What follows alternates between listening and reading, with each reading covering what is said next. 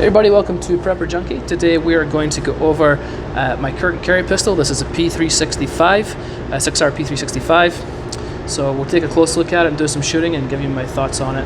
See you in a second. Alright, so let's take a close look at the P365. So this has been my current carry gun for the last year, and I absolutely, by far, my favorite carry pistol to date.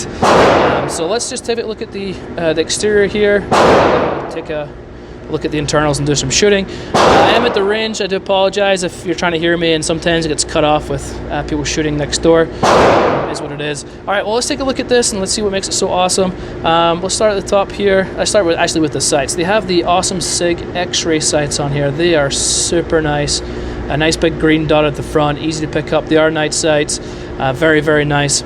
Obviously they have some nice serrations here. It's marked P365, and again some nice serrations at the back. It is obviously striker fired. There is no manual safety on this one. The safety is my finger. The trigger is nice. It's a clean pull. It's tactile.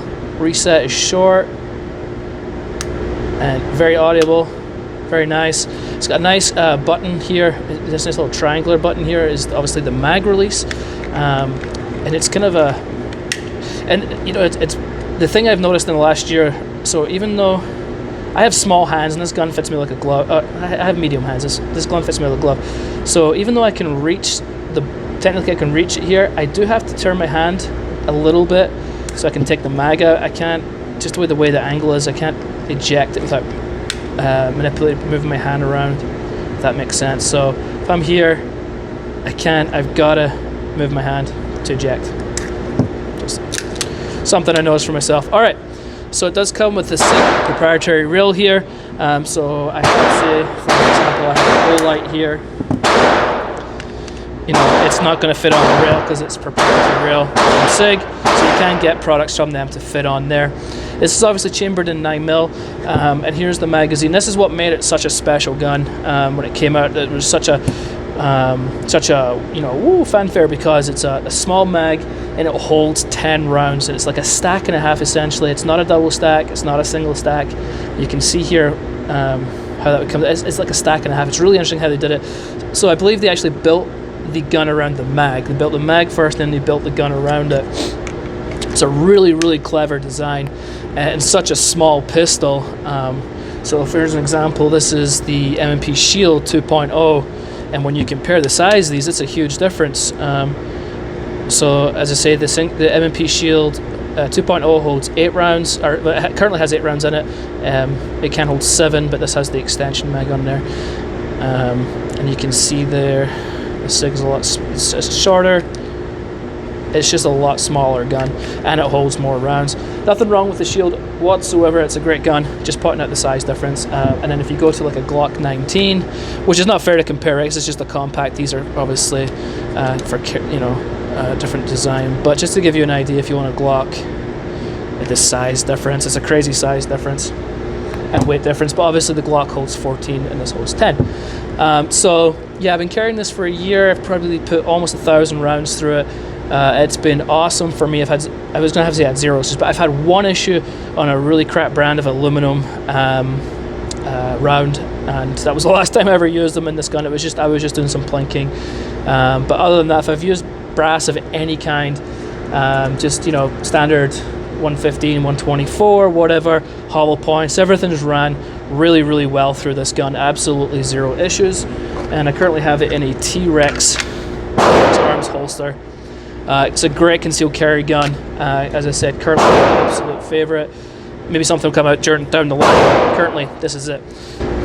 Alright, so let's take the gun down, because there's a little trick to getting it back on. Like any typical Sig, you put the slide back, you lock it. You have the little lever which you push down. Very typical of Sig. And then you just release, and it slides off, right? And obviously, here you have your guide rod, guide spring, and it takes down as the same as every other gun out there, pretty much. Oops. Okay, so there's the barrel.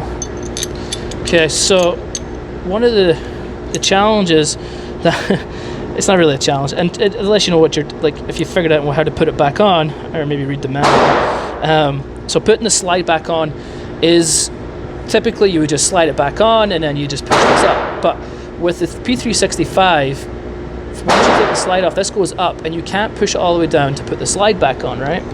So when you put the slide on, it's stuck there. So what you have to do is you have to, let's have a look here. Push this up, push that down to get it back on. Okay, lock that back, put that in, you can put it back and fire it. So yeah, it's just a little finicky, as I say. Once you pop that off, this kind of pushes back up, and then you can't put the slide back on. And forever I was like, man, why did that slide go back on? But yeah, you've got to push the slide lock up, push that back down to reset it, and then put your slide on. Once you do that, it works great. All right, let's get some shooting done.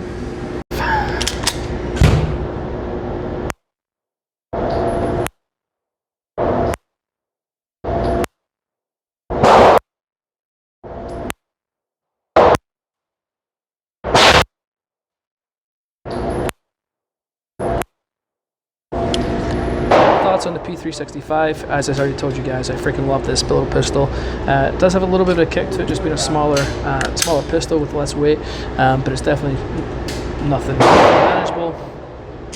The sights are beautiful in here for lining up. Trigger's great. As I said, I've had zero issues with this except that one aluminum 9mm round I used. Other than that, almost 1,000 rounds. That's been the only issue. So I absolutely highly recommend the P365. Definitely my favorite carry gun by far. So comments, questions, ask them below as always. Please follow me on Twitter at PrepperJ. And please do hit that like and subscribe. It does help me out. I really appreciate it. And any questions, ask them below. Have a great one, guys.